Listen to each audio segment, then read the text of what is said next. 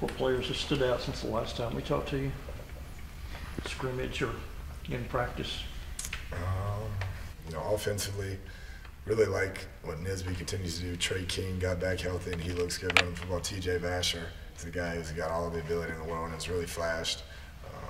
Defensively, same guys. Broderick Washington's having a great camp. Lonzel Gilmore, Jordan Brooks, Dakota's really come on. Not being here in the spring, I think it's started to click for him now. So, seeing some good things. Competitive practices, which is encouraging. Fully realizing that there's still battles to be figured out, but how close are you to figuring out who your starting lineup will be in 2 weeks? We're fairly close. I think we're still going to push some guys and keep the competition on them and not really reveal those just yet through this last week, but we'll know midweek, Wednesday or Thursday, who we're going to go with and get those groups going and build that cohesion going into game week. Give us a position battle or two where you have a couple of guys who are making it tough for you to make a decision. I think all those guys up front, those interior guys at the guard positions, Delaney has stepped up recently. You got Jack Anderson pushing Jacob Hines. So we're trying to push those guys and find out who really wants it up front. And then kind of the same with the D-line. You got some established guys, but it's at that end position, all those guys, Eli and Zach and Colin Hill, are really pushing each other. I'm sorry, you said is Jack pushing Jacob Hines. So is Jack working some at left guard also? Just a rotation, all three of those guys, with Jacob and Delaney and Jack. They're just pushing each other. We're trying to find the right combination. Is there one battle that you thought would be kind of going up until the end and then one guy's just really taking it over? Not really. We had a bunch of guys back on offense, experienced guys in the skill positions, and we knew going in to spring and fall camp we're going to have to figure out some of those pieces up front. So it's kind of gone as we expected, I think. You talked about Zach Barnes a little bit. What kind of fall camp has he had, and what do you kind of expect out of him right now? He's been good. He's tough inside the block. He's not the biggest guy, but he's got great hands. He's used to being a pass rush guy, so we get him matched up on those guards or centers. It's kind of a tough matchup in passing situations. He played down with his hand in the ground. I think the closer he is to the football, the better he is. And so I've really been proud of the way he's developed inside, and hopefully it keeps going. So you're still seeing him primarily as a tackle more so than an end? I do. He gives us versatility to move in and out, but I think we'll find a role for him, kind of a happy medium there. Of course, he's been here for a long time, and even back, he played half a dozen games as a true freshman.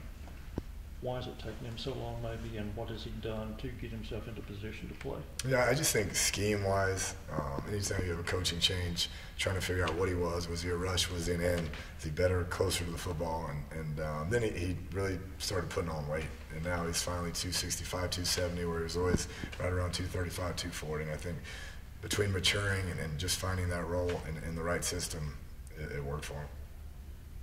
What are some of the major improvements that you've seen during the offseason? I think accountability, overall maturity. I've talked about it a bunch, but when you have as many senior skill players as we have that are leaders on your team, it goes a long way. The way they practice, the way they carry themselves, the way they work out, they all want to be really good players, and that is a great example for a lot of the younger players. We thought about Jet now that he's been here for about a week and kind of getting back in the real things. Yeah, he looks good throwing the football. Just has the operation, just everything needs to slow down for him when he gets in there. But he's seeing the field well. He has a great arm, great skill set. Just the more reps, I think having that bye week will really help. We can push a lot of reps to him during that bye week and just see where it goes from there. Does having that bye week there where it is affect the way you guys approach next week at all or not? No, I don't think so. I think, that bye week gives us some time to get an extra prep week on Arizona State, but and push guys like Jet and some other guys who are trying to figure out what their role is in this team, some extra reps. Cliff, how's Rico Jeffries done in this camp? What do you expect of him? Yeah, he's done really well. Big, physical, sticks his nose in there. He's him and Nisby have had some big time collisions for a freshman. He's really picked it up well. His body's already changed since the beginning of the summer, and we expect him to play quite a bit. Does he look like he's in a 2 deep? He does. I'm not sure how much, but we're going to get him some plays early and see how he handles them and go from there. Guys like Rico and Nelson and then all the freshman DBs you got, whether it be special teams or defense, do you expect really to redshirt any of those guys? Possibly. I think that's still something we're working through to see what type of holes we have on special teams, and we want to do best by them, obviously, and if they aren't going to have a major role, we try to redshirt them, but we'll get to them this week and finalize that. Who are some other true freshmen who have looked like they've A, picked it up, and B, have that aggression where they're not intimidated by college football? Yeah, I mean, just the ones we talked about, really. We mentioned Jack already. Yeah, Jack, he was here in the spring. Adrian Fry is a guy that has jumped out to me at corner. He kind of undersized, but steps up against Derek and D. Will and Kiki and doesn't back down, and so that's been encouraging. I think it was the number is somewhere around 58 guys that are on the Tech roster right now at last check that hadn't played a snap for you guys. Does that just make this fall camp a little bit different than most? We're trying to be able to evaluate guys that I know you got a spring with some of them, but just really hadn't seen them in live action going into the fall with a full calendar year with them. Yeah, I think it's a unique situation. Like I've said, we have a ton of veteran guys who played a bunch and are seniors, and then you do have guys who you don't really know what you got. But it's worked because we can rest some of those senior veteran guys that we know what we got with them and give those guys more reps than we probably would have. So I think those guys that we don't know exactly what we're getting, only way to find out, put them on the field when the lights are on. But we've definitely seen improvements through some of those new guys through camp. I think Matt said we were supposed to get Travis Bruffy, which I know you talked about him a lot, but what would you say your level of confidence is and confidence and assurance is in him? Yeah, I mean it's as high as any of those linemen. He hasn't played a ton, but the progress he made through spring, the way he's changed his body, how smart he is, how tough he is, the way he competes. I think he's graded out this spring as the highest lineman and probably has so far in fall camp. So we feel really good about him. I think I remember when he first got on campus. I think the comparison you made to him was Luke Jokel.